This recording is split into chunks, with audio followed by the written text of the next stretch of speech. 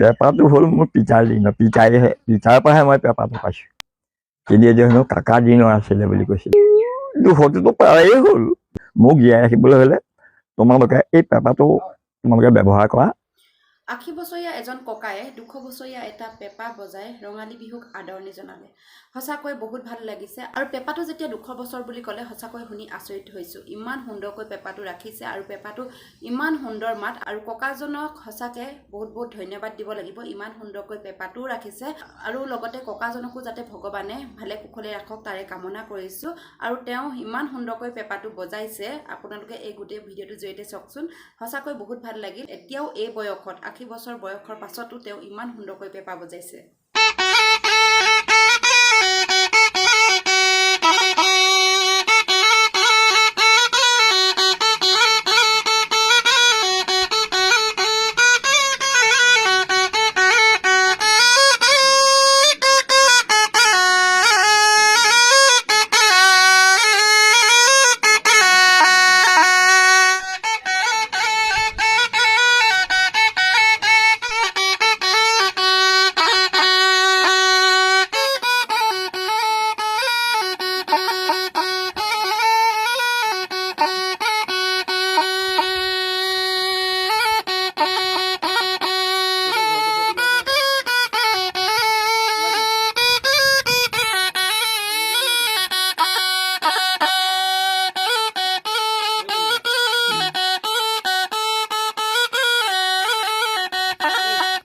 নঙলাৰ মুখত ৰঙালী বিহুৰ মোৰ উৎসৱটো মোৰ পেপাই সকলোকে জাননী দিয়ে।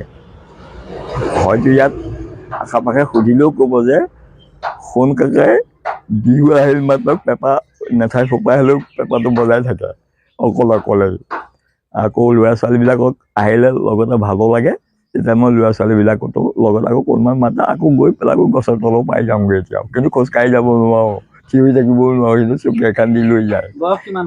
বয়সটো প্ৰায় 90 বছৰে হ'ল আৰু প্ৰায় মানে প্ৰায়ে আৰু। পেপাৰটো হ'ল মোৰ পিতাৰ দিনৰ পিতাৰ পৰাহে মই পেপাৰটো পাইছোঁ। কিন্তু এতিয়া হেনো কাকা দিনৰ আছিলে বুলি কৈছিলে। এইটো দুখটোতো প্ৰায়ে হ'ল। এতিয়া মই এতিয়ালৈকে সংৰক্ষণ কৰি আহিছোঁ। নিজে পেপাৰটো ছিগি খহি গৈছেগৈ, তেওঁ মই ৰাখিছোঁ। এইটো পেপাৰটো তেতিয়াৰ পৰা বুলি তাক ধুনীয়াকৈ পৰিপাটিকৈ নোৱাই ধুৱাই ৰাখোঁ মই। বিহুটো আহিলে মই পেপাৰ হালধি মাহ আদি মই নোৱাওঁ। মোৰ বাঁহী পেপাৰ চব উলিয়াই লৈ মই ধুনীয়াকৈ নোৱাই ধুৱাই আকৌ ধুনীয়াকৈ সোমাই থওঁ। মন গ'লে অকণ বজাওঁ, আকৌ দেহাটো ভাল লাগি থাকিলেই বজাওঁ, আকৌ পটককৈ শুই যায় নোৱাওঁ আকৌ থাকে। আপোনাৰ দেউতাই আপোনাক দি থৈ গৈছে আপুৰুগীয়া বুলিয়ে ক'ব লাগিব।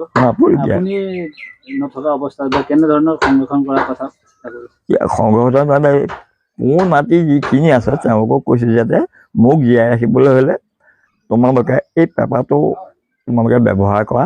আৰু অকণ বজাইছেও, কিন্তু বজাইছেও মানে এটা কথা নহয়। মোৰতো যুগত লগত এতিয়া এইটো যুগ নিমিলা হ'ল। মোৰতো যুগত মোৰ পিতাই শিকাইছিলে যে এই বিহু নামটো তই গা, এই বিহুটো গাব পাৰিব লাগিব। মই আকৌ তেতিয়া উপায় নাপালে মই সেই বিহু নামটো গাওঁ পেপাত যে নাই। এতিয়া নিচিনাকৈ মই আকৌ এটা কৰিব নাজানো। আকৌ আজিকালি বজাইছে শুনিয়ে আছোঁ, কিন্তু মই বিহু নামহে গাওঁ, মই বিহুটোহে গাওঁ মই। পেপা অসমৰ বাহিৰতে বজাইছোঁ। ইফালে আগত তোমাৰ দিল্লী পাইছোঁ মই, তেতিয়া ল'ৰা ছোৱালী বুলি ক'ব লাগিব আৰু। সৰু বয়স। তাৰপৰা এখন তোমাৰ সৰু কলিকতা উৰিষ্যা এইবিলাকত ফূৰ্তিতে গৈ বজায়। কিন্তু তেতিয়া তোমাৰ ফটো মৰা মানুহো নাই পালানে বোলে বহুত। এতিয়া আজিকালি ক'ৰবালৈ গ'লে গ্ৰুপ এটা ফটো এখন লৈ আহে, তেতিয়া একো নাই। সেইখন গ'লো আৰু খালোঁ বলো ফূৰ্তি কৰিলোঁ আৰু গুচি আহিলোঁ। কিন্তু তাৰপিছত জানিছিলোঁ এইটো ব্যৱসায়মূলক। কিন্তু মই ব্যৱসায়টো এতিয়াও মই ব্যৱসায় বুলি নধৰিলোঁ আৰু নলওঁ। মই একো ব্যৱসায় নলওঁ।